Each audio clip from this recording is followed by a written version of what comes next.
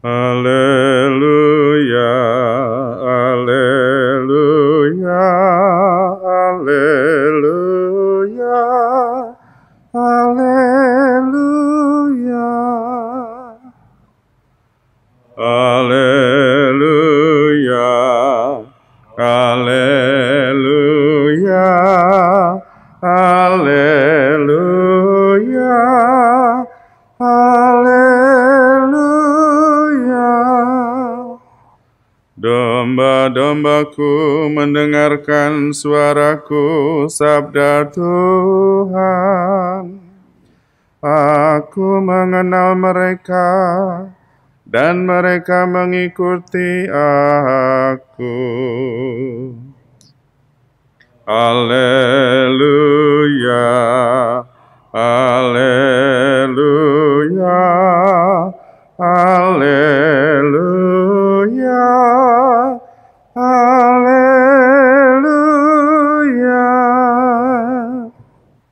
Tuhan sertamu dan sertamu juga. Inilah Injil Yesus Kristus menurut Santo Lukas. Dimuliakanlah Tuhan. Sekali peristiwa, timbullah pertengkaran di antara para murid Yesus tentang siapakah yang terbesar di antara mereka. Tetapi Yesus mengetahui pikiran mereka. Karena itu ia mengambil seorang anak kecil dan menempatkannya di sampingnya. Lalu ia berkata kepada mereka, "Barang siapa menerima anak ini demi namaku, dia menerima aku. Dan barang siapa menerima aku, menerima dia yang mengutus aku.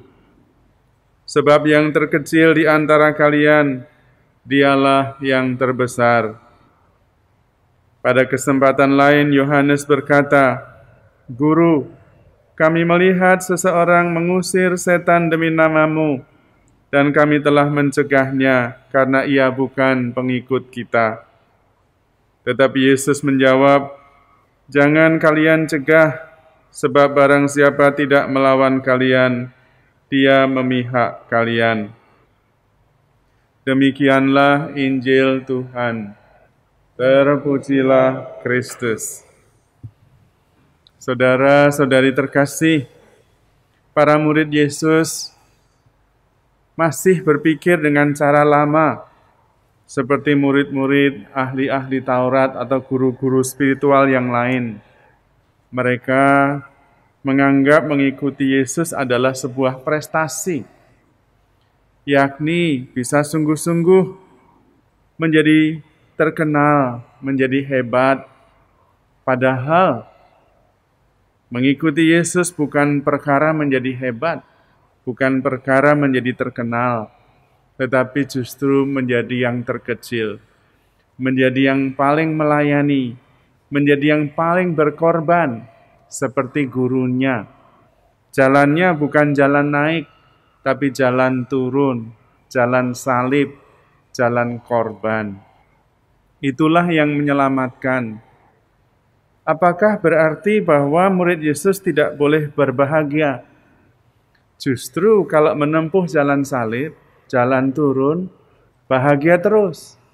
Tidak pernah susah, karena selalu bersyukur. Bahkan ketika harus menyerahkan nyawa, dia menyerahkan nyawa dengan bahagia. Itulah paradoks salib. Salib adalah jalan kebahagiaan, jalan keselamatan, jalan penebusan. Ketika kita memahami misteri salib, kita tidak pernah bisa menderita lagi. Karena salib maupun derita, jalan turun adalah ungkapan iman dan cinta kita kepada Tuhan. Mengapa menempuh jalan salib? Karena Tuhan meminta kita. Pikulah kuk yang kupasang.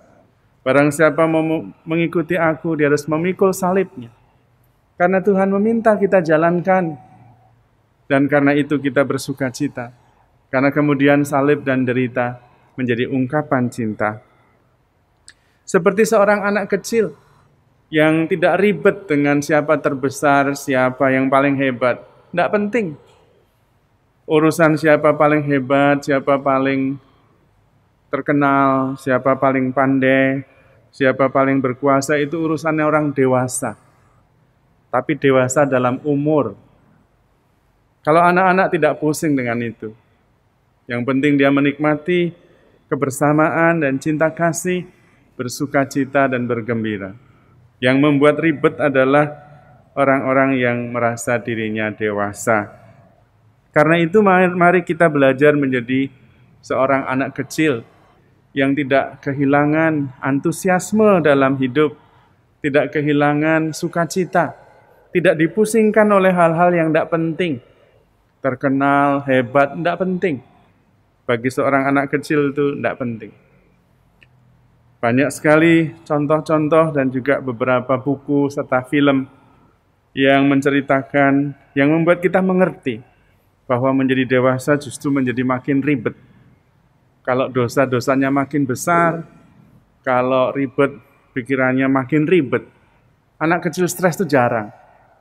Yang stres ya orang tua, yang dewasa itu. Yang ribet itu yang dewasa itu. Karena itu mari kita menjadi seperti anak kecil, sederhana, tulus, ikhlas, dan menikmati sukacita, mengandalkan sepenuhnya kepada perlindungan Bapanya. Bapa kita adalah Allah sendiri, dan Yesus adalah saudara kita yang paling sulung. Kita serahkan semuanya kepada Tuhan, dan berjuanglah meneliti dan juga mengikuti teladan Yesus. Maka kita menemukan sukacita yang sejati dan keselamatan yang benar. Amin. Allah Bapa Maha Kudus, kami bersyukur karena rahmat iman kami memperoleh pernyataan-Mu bahwa menjadi pengikut-Mu harus menjadi yang terkecil, menjadi yang paling melayani. Jalan itulah yang sebetulnya membebaskan kami dari hal-hal yang tidak perlu, harga diri, prestis, rasa harus dihormati dan segala macam tidak penting. Semoga kami sungguh-sungguh bisa fokus mengikuti-Mu, mengasihi-Mu dengan seluruh hidup kami, dan mewartakannya secara nyata dalam hidup kami sehari-hari. Sebab Engkaulah Tuhan dan pengantara kami. Amin.